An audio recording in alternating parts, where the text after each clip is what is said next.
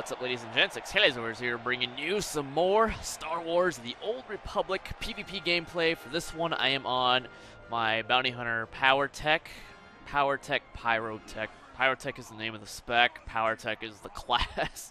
I don't know why they had to make the names so similar. So I guess we'll just call it the Powertech Pyro, or the Pyro Powertech. Yeah, that sounds much better. And so, for those of you who don't know, this class is the DPS spec of the Powertech trees. One of the other trees is also DPS. I think it's Advanced Prototype. I think that's what it's called. I don't even know. When my bounty hunter is level 50, that's how bad it is.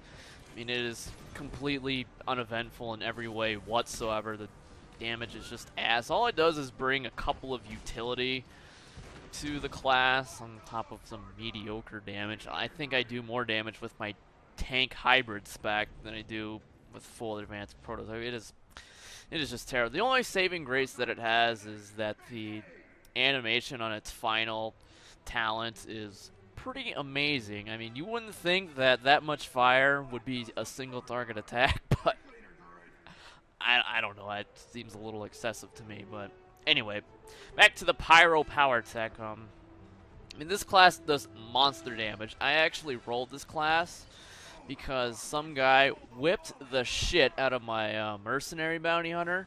Like, he would look at me and I would die. There was absolutely nothing I could do. I tried everything and I could not beat him, and I was in awe of what was happening to me because no one had ever done that to me. Now, I realized that bounty hunter mercenaries aren't exactly the greatest at 1v1 situations.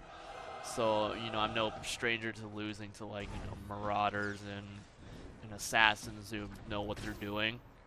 But, I mean, this guy, I mean, I had no chance whatsoever at all.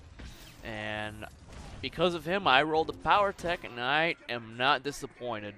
I mean, the amount of damage that this class can put out is just insane. I mean, I would not be surprised in the slightest to see this class gets a nerf. It's I mean, I'm sure you saw, like, in that opening sequence, that first guy, I think I crit that guy for 4,600, or maybe it was 4,100 with a 600 hit over, but a 4,000 crit?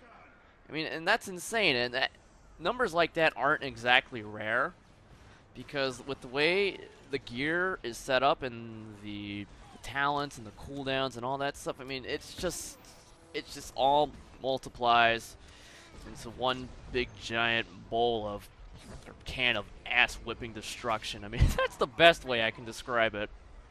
And I mean, you wouldn't think I do so much damage, but I mean, looking at the class, you know, on paper, but I mean, once you actually play it and you start getting those rail shot procs, like that is the meat of this class, is rail shots. And what rail shot is it's 30 yards, 30 meter range, or 30 yards. I don't know what unit measurement they use. Doesn't really matter. It's a long range attack, and with Powertechs, they can spec it to ignore 90% armor. 90%.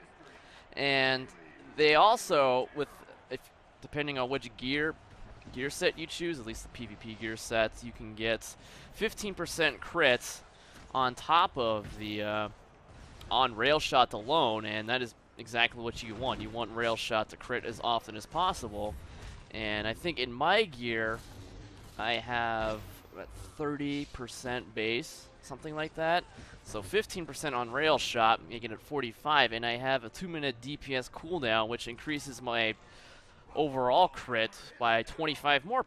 And so I'm not sure how it works exactly, if it's like additive or multiplicative, but if it's additive, that's 70% chance to crit on a rail shot that ignores a 90% armor and hits like a freaking freight train. I think it's one of the hardest hitting abilities in the game, actually.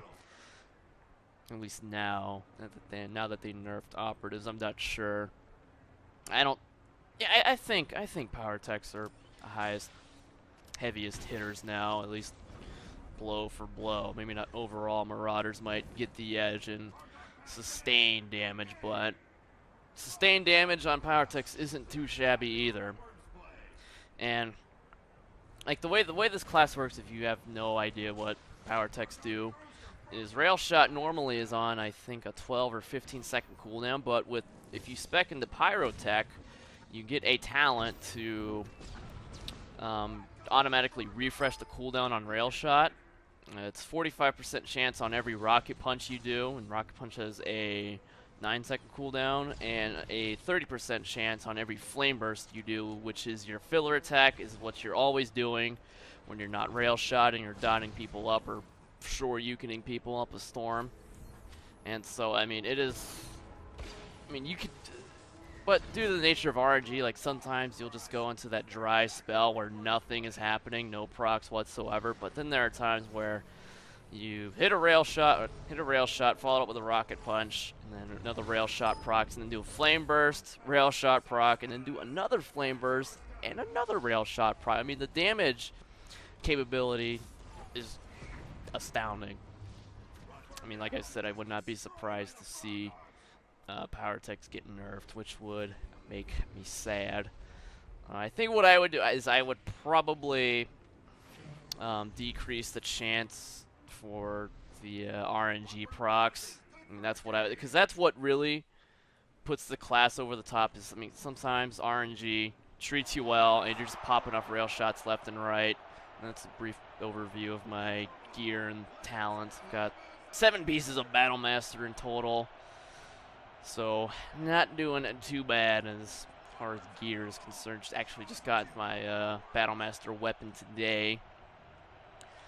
And now I have to figure out as far as what pieces I want to get, because I want to be at 100% accuracy, and it's weird how this gear is set up, because like my implants at champion level had accuracy, but at Battle Master there's not a single implant that has accuracy at all, and I don't know why that is. So I kind of had to, you know, pick and choose what I'm going to get to make sure that I stay at like 99% accuracy, because accuracy affects like weapon damage, and that's what rail shot is. It's white damage, weapon damage. It goes off weapon damage. And I mean, there was this one time when I was at like 96% accuracy, and a fucking sorcerer, a wizard, you know, fucking dress-wearing patsy, deflected 2 of my rail shots back to back, and that never happened when I was at 99 and above. But once I got 97, I mean, I just started noticing a lot more dodges and parries and deflects. It was just ridiculous. So kind of have to pick and choose what gear I'm getting to make sure I stay above the accuracy threshold, so on, so forth. Joys of MMOs and all that fun stuff and stats. Gotta be wise and pay attention to all that fun stuff, otherwise you'll end up gimping yourself. Just too bad, so sad.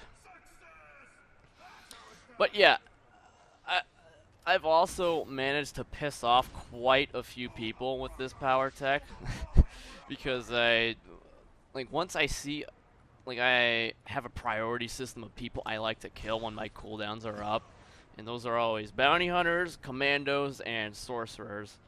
And because of the way the game is, like, it's very Empire dominated. So Hutball, this is what this war zone is called, dungeon, battleground thing, whatever you want to call it. So you play against a lot of your own faction, and I've pissed off plenty of sorcerers. People just hate Scott Hall. I used to be Scott Steiner, but about 2 weeks ago they sent me an email and said I had to change my name because I was infringing on a cultural figure. Cultural figure. Yeah, I don't think anyone thinks Scott Steiner is a cultural figure. Not even a pop cultural figure. I mean, come on, that has to be very selective, you know, with, I don't know, coming after me for my name change. So I just changed it to Scott Hall, so I could keep the Scott part so that people will still recognize me. I like that notoriety. I worked hard for that. And so change it to Scott Hall, and then went and reserved Scott Steiner should they come after me again. I don't know why they didn't just get rid of the name completely, unable to be taken ever again. But whatever, BioWare isn't exactly too smart with some of the things that are doing. So what else can I say? So if you're looking to make a Powertech, I would definitely recommend it, though I would go into it expecting a nerf, so don't be surprised. But I still think overall it'll still be a very solid class because they do have very good tools. And yeah, that's that was an unfortunate throw. That should have been a score for us, god damn it. Damn it. I remember this one time I actually threw the ball to someone right as a warrior charged the guy I was throwing to, and they intercepted the ball. And we lost the game. Sometimes shit happens. What can you do? But we're dominating them pretty hard anyway, so it does not really matter a bit that they intercepted that. So, sorry, we've already won the Super Bowl here. There will be no Butterfingers today. We've already got a healthy lead. Most of the time when you get a 3-0 lead, hell, even if you get a 2-0 lead, it's not likely that they ever come back. It's usually always a one-sided stomping. It's very rare that you get games of hot ball that are very tooth and nail fought. Those games are very, very few and far in between.